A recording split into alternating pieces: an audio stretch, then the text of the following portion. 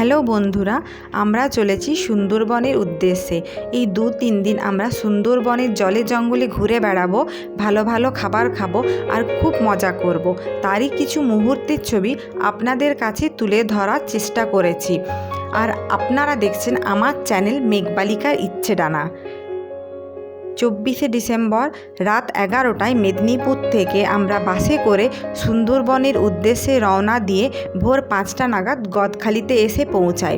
আর তারপর আগের থেকেই ঠিক করে রাখা লঞ্চে চেপে আমাদের প্রথম দিনের যাত্রা গদখালি থেকে হ্যামিল্টন বাংলো আর রবীন্দ্রনাথের স্মৃতি বিজড়িত বেকন বাংলোর উদ্দেশ্যে আমরা যাত্রা শুরু করি।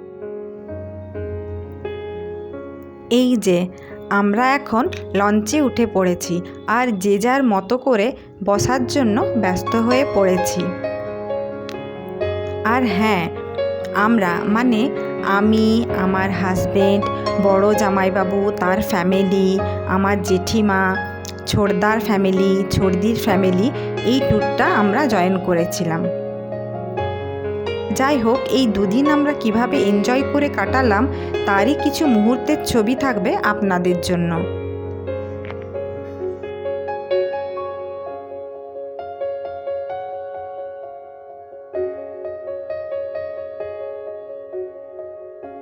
এই যে আমরা এখন হ্যামিল্টন বাংলোতে পৌঁছে গেছি।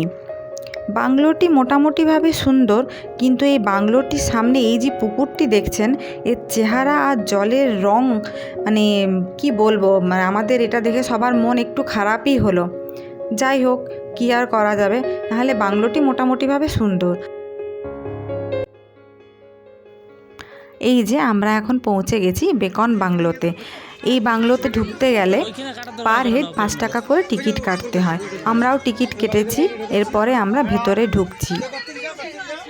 আর প্রথমে ঢুকেই যেটা দেখতে পেলাম সেটা হলো বাচ্চাদের এনজয় করার জন্য একটা সুন্দর সাজানো গোছানো পার্ক। আর তার সাথে যেটা কানে এলো সেটা হচ্ছে রবীন্দ্রনাথের সুন্দর সুন্দর গান। মনে হয় এই পার্কটি যতক্ষণ খোলা থাকে ততক্ষণই বোধহয় রবীন্দ্রনাথের এই গান বাজতে থাকে। এই পার্কটি কিন্তু বাচ্চারা খুব ভালোভাবে এনজয় করছিল। সমস্ত যারা ছোট ছোট বাচ্চারা গেছিলো তারা কিন্তু এই পার্কে দোলনা পেয়ে, দোলনাতে চড়তে পেয়ে খুব খুশি হয়েছে। স্যার ড্যানিয়েল হ্যামিল্টনের আমন্ত্রণে আমাদের রবীন্দ্রনাথ ঠাকুর 1932 সালের 30 থেকে 31শে ডিসেম্বর এই বাংলোতেই ছিলেন। এখানে এই দুজন মহান মানুষের সাক্ষাতে সেই সুন্দর মুহূর্তটি আমাদের সবার সামনে তুলে ধরা হয়েছে। এই যে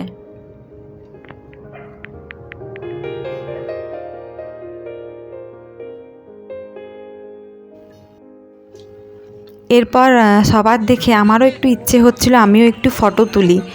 তাই হাজব্যান্ডকে বললাম, আমি ওই বাংলো সিঁড়িতে গিয়ে বসছি, তুমি একটা সুন্দর ছবি তুলে দাও।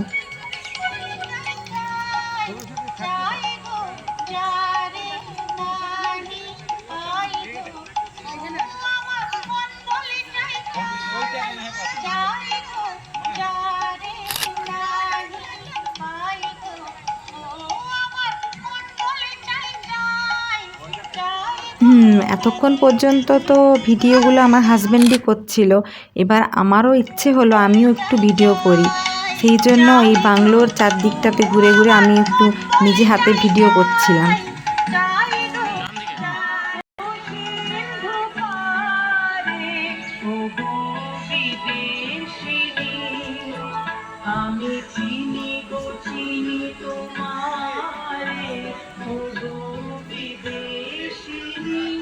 এই যে গানটা হচ্ছে শুনতে পাচ্ছেন, আমি চিনি গো চিনি তোমারে ও গো বিদেশিনী।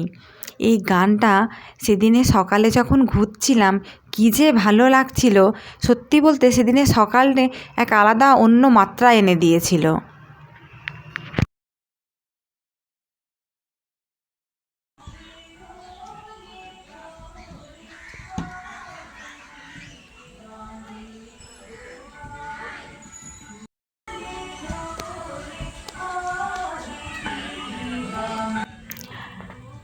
এরপর আপাতত সেদিনে সকালের মতো যে জায়গাগুলো ঘোরার ছিল সেইগুলো আমরা ঘুরে লঞ্চে করে আমাদের যে হোমস্টে ঠিক করা ছিল সেখানে ফিরে আসি। এখানে এসে আর একটা এক্সপিরিয়েন্স হয়েছে, সেটা হলো ভ্যান। এখানে ভ্যানে করে আমরা হোমস্টেতে পৌঁছাই। আমাদের আজকে রাতের ঠিকানা হলো দয়াপুর গ্রামের এই বনময়ূরী হোমস্টে। গ্রামের মধ্যে খোলামেলা পরিবেশে এই হোমস্টেটি কিন্তু বেশ সাজানো গোছানো, আর এর ব্যবস্থাপনাও বেশ ভালো। আমাদের তো ভালোই লেগেছে।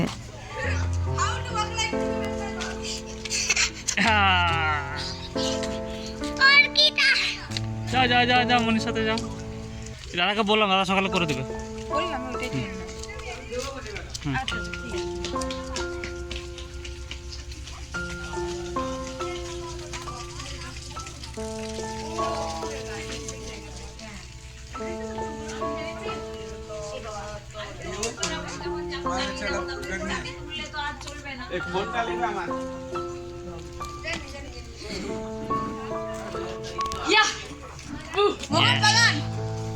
Yes.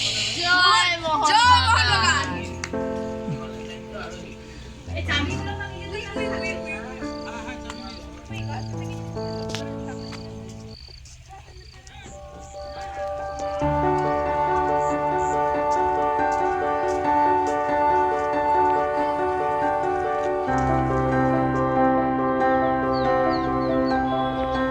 এরপর আমরা হোমস্টেতে ফ্রেশ হয়ে নিয়ে আবারও লঞ্চে ওঠার জন্য এগিয়ে চলেছি।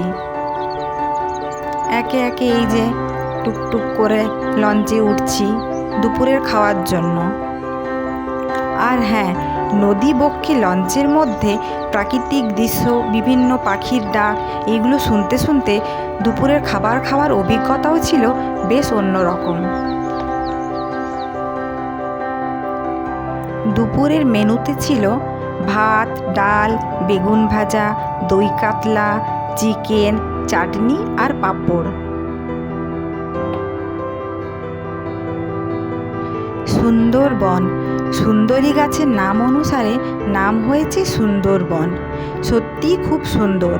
জল জঙ্গলের এই দীর্ঘ যাত্রাপথ আর তার সাথে বিভিন্ন পাখির ডাকাডাকিতে এই পরিবেশটা আরও মায়াময় হয়ে উঠেছে।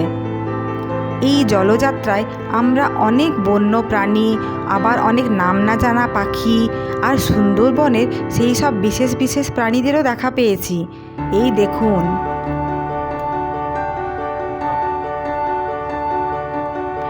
ওই যে নদীর পাড় ধরে সুন্দরবনের নিজস্ব বন্য প্রাণীরা হেঁটে বেড়াচ্ছে সপরিবারে, হয়তোবা খাবারের সন্ধানে।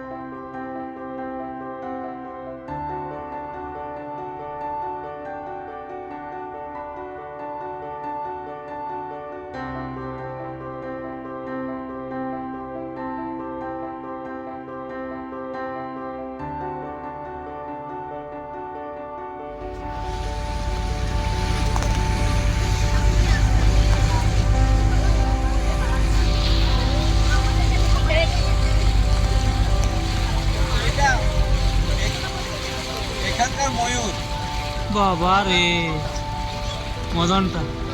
এটা হচ্ছে শামুক ঘোড়া বলে। না না, সব মদনটা।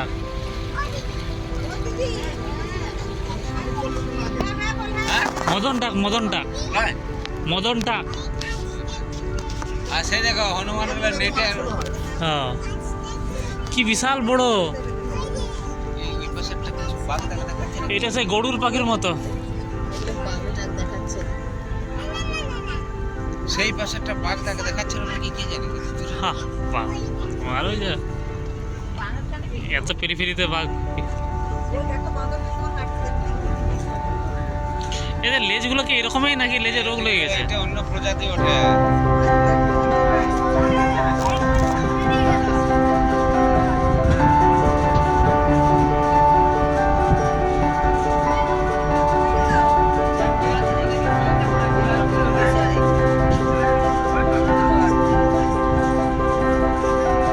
स्पीड बोट तो स्पीड बोट ही है।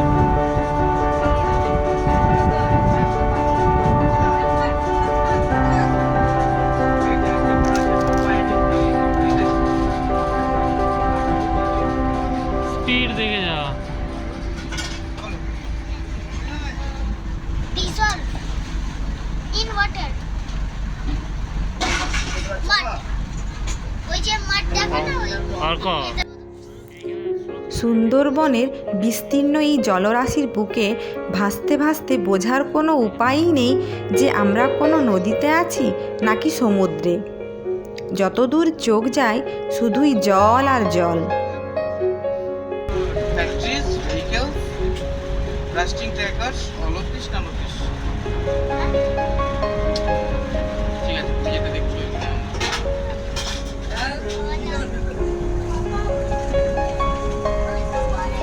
পড়ে নাও, পড়ে নাও, বাবা, পড়ে নাও। এইদিকে যাবো না, এদিকে যাবো। ঠান্ডা হাওয়া দিচ্ছে। বাবা, পড়ে থাকবি এখানে। এই! ব্যালেন্সটা ঠিক করে বলুন, ব্যালেন্সটা।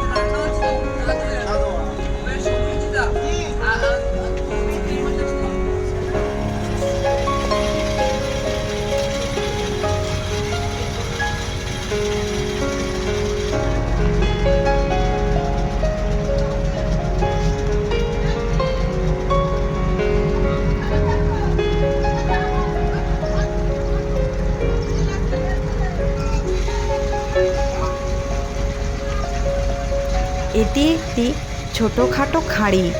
আগামীকাল আরও হয়তো এরকম অনেক খাঁড়ি দেখতে পাবো এবং আপনাদেরকেও অবশ্যই দেখাবো।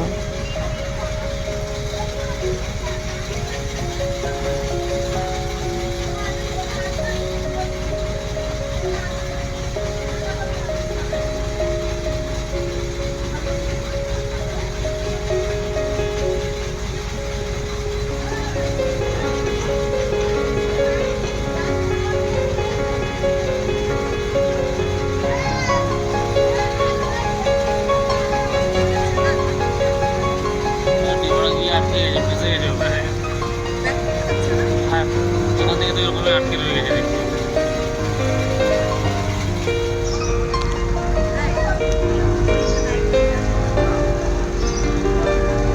সাথে কি বলছে ডাইরেক্ট সাথে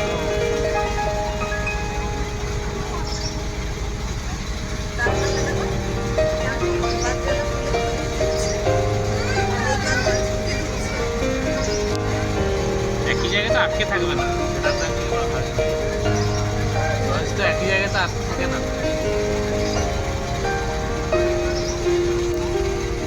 গঙ্গা জল বলতে আমার মাথায় নিয়ে এ করে দিচ্ছে, ঠাকুরকে ছিটিয়ে করে আগে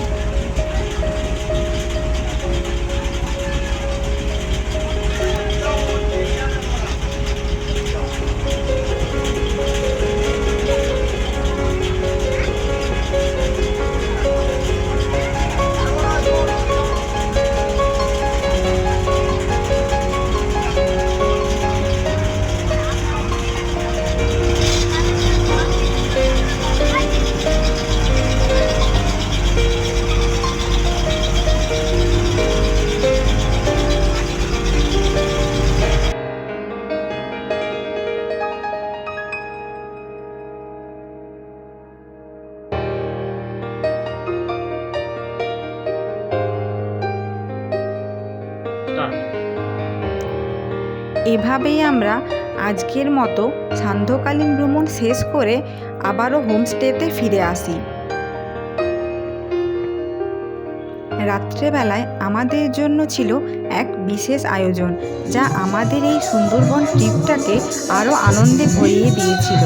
এখানকার বিখ্যাত লোকশিল্পীদের গলায় বিখ্যাত সব বাউল গান আর তার সাথে চিকেন পকোড়া, যা আজকের এই রাতটাকে একেবারে জমিয়ে দিয়েছিল।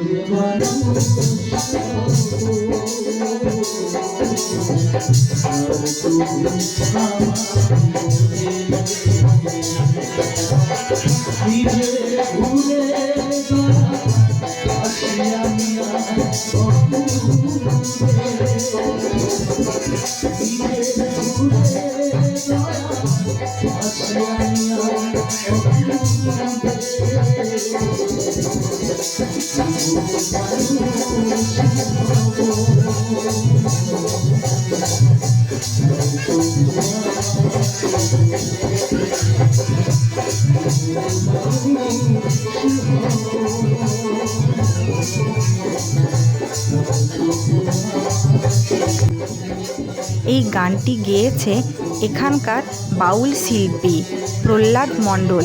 তার গানের দলের নাম হলো হারানো সুর। যাই হোক, আমাদের আজকে সুন্দরবনের এই ট্রিপের প্রথম দিনটা আমাদের তো ভালোই কাটলো। আপনাদের কেমন লাগলো অবশ্যই জানাবেন। আর হ্যাঁ, ভিডিওটা এখানেই শেষ করলাম। ফিরে আসবো পরের পর্বে। সবাইকে শুভরাত্রি।